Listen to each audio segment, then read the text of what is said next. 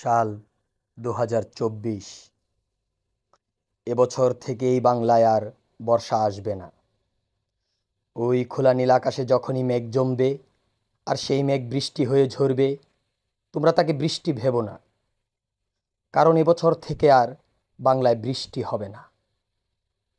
এবছর থেকে বাংলা মাতার সূর্য সন্তানদের চিরতরে হারানোর মরম বেদনায় প্রতি জুলাই মাসে মন ভরে কাঁদবে।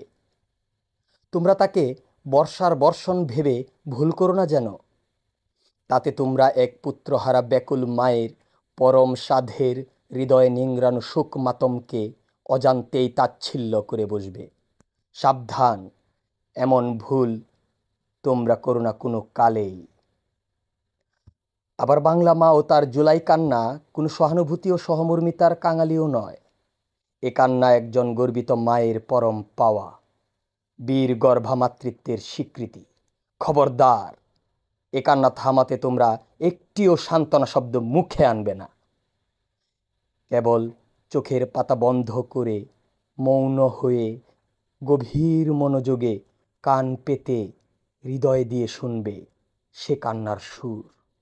দেখো, তোমরা সবাই শুনতে পাবে ভাঙা গলার কিছু অস্ফুট স্মৃতিশব্দ। পানি লাগবে কারো? পানি?